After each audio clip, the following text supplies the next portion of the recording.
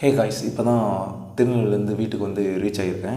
இப்போ மணி எத்தனை பார்த்தீங்கன்னா 12:33 AM. ஸோ நைட்டு 12:30க்கு வந்து வீடியோ எடுத்துகிட்ருக்கேன்.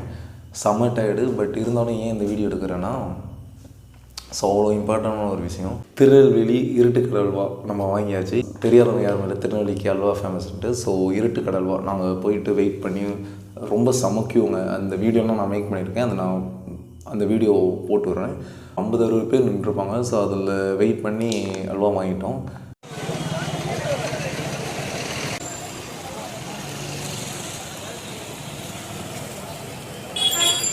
திருநெல்வேலி இருட்டுக்கடை அல்வா மட்டும் நின்றுருக்கோம். க்யூ பார்த்தீங்கன்னா செம்ம ரசம் இருக்குது. நான் சாப்பிட்டேன் இன்னைக்கு 1 கிலோ நான் ஒரு ஆளாக சாப்பிடுவேன். டேஸ்ட் எப்படி இருக்கும்? இங்கேயே உட்காந்து சாப்பிட்டேன். அதே மாதிரி இங்கே கேஷ் மட்டும் தான் கைஸ் வாங்குவாங்க. ஃபோன்பே கூகுள் பேலாம் இல்லை. நீங்கள் வரவங்க கேஷ் பண்ணுங்க. எல்லாரும் யாரா தெரியுது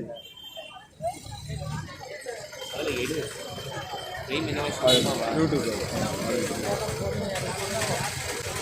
ஆப்போசிட்டில் ஒரு கோவில் சூப்பராக இருக்குது. என்ன தெரியும் இல்லையே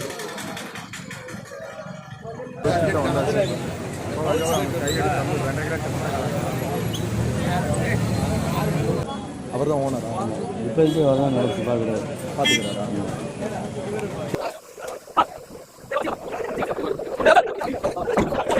ஜெயிச்சிட்டோம் மாறா வாங்கியாச்சுல 2 கிலோ.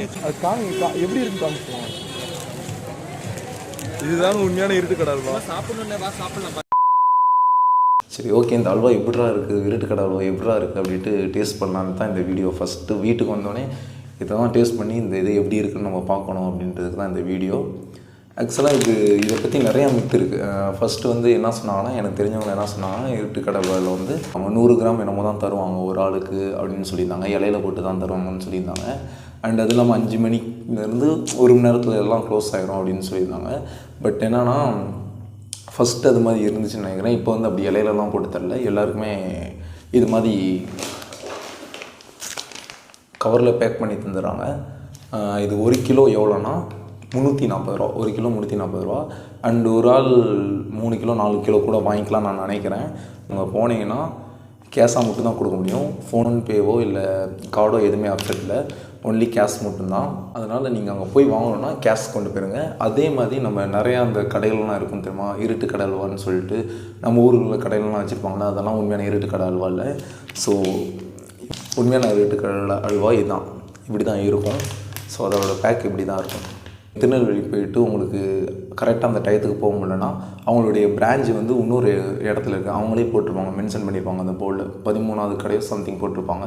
சார்ந்த கடை இருக்குது, அங்கே எப்போ வேணால் நம்ம போய் வாங்கிக்கலாம். வந்த உடனே இதை ஃபஸ்ட்டு எப்படி இருக்குது டேஸ்ட் பார்க்கணும். எனக்கு ரொம்ப ஆர்வமாக இருந்துச்சு. அப்படி எப்படி என்னடா இருக்குது இந்த இருட்டு கடை அல்வாவில் அப்படின்ட்டு நான் யோசிச்சுருந்தேன். சரி, ஓகே, பிரித்து நம்ம சாப்பிட்டு பார்ப்போம். பிளேட்டில் போட்டு கொஞ்சோண்டு சாப்பிட்டு பார்ப்போம். நல்லா குழன்னு இருக்கும். ஆக்சுவலாக எனக்கு அல்வா வந்து சூடாக சாப்பிட்டா தாங்க ரொம்ப பிடிக்கும்.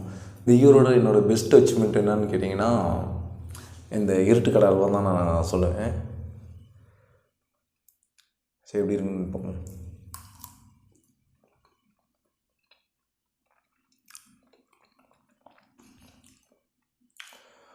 உண்மையான சூப்பராக இருக்குது. மற்ற கடையில் நான் போய் சாப்பிட்ருக்கேன், அதை விட இது டேஸ்ட்டாக இருக்குது. என்னென்னா, இங்கே சும்மா இருட்டுக்கடை அல்வா சொல்கிறாங்கன்னு நான் நினச்சிட்டு இருந்தேன். பட்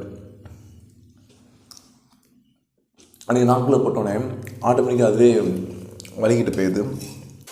சூப்பராக இருக்குது. அந்த ஒரு டைலாக் சொல்லுவாங்களே, ஆம்பூர் பிரியாணி உளுந்தூர்பேட்டை நாய்க்கு கிடைக்கணும் இருந்தால் தான் கிடைக்கும், இல்லைன்னா கிடைக்கான்னு சொல்லுவாங்க. ஸோ அது மாதிரி நம்மளுக்கு வந்து கிடைக்கணும்னு இருந்திருக்கு. திருநெல்வேலியில் இருக்கிறவங்களே இந்த அல்வா சாப்பிட்ருக்க மாட்டாங்கல்ல, நிறைய பேர் சாப்பிட்ருக்க மாட்டாங்க. ஸோ திருநெல்வேலிக்கு போனீங்கன்னா கண்டிப்பாக இருட்டுக்கடை அல்வா சாப்பிடுங்க. லைஃப்பில் ஒரு டைமாவது இந்த அல்வாவை சாப்பிட்ருக்கீங்க. ஸோ நான் இனிமேல் எப்போலாம் திருநெல்வேலி போகிறேன்னா கண்டிப்பாக போய் அல்வா சாப்பிட்றேன். இந்த அல்வா வாங்கிடுவேன். என்னென்ன சொல்கிறான் பாருங்க, கம்பி கட்டுற கதையெல்லாம் எடுத்து போடுறாங்க. 1 மணி ஆக போகுது. இதுக்கு மேலே நான் ஓவராக சாப்பிட்றேன்னா மறுபடியும் அதான் ஸோ மார்னிங் வந்து கொஞ்சோண்டு சூடு பண்ணி சாப்பிட்டா சூப்பராக இருக்கும். இது ஃபுல்லாக நான் மட்டும்தான் சாப்பிட போகிறேன். மார்னிங் வந்து ஹீட் பண்ணி சாப்பிடுவேன். இதை ஹீட் பண்ணி சாப்பிட்டா நல்லாயிருக்கும், எனக்கு பிடிக்கும். இதோடு இந்த வீடியோவை முடிச்சுக்கிறேன். இந்த வீடியோ பிடிச்சிருந்தா லைக் பண்ணுங்கள், பிடிக்கலாம் டிஸ்லைக் பண்ணுங்கள்.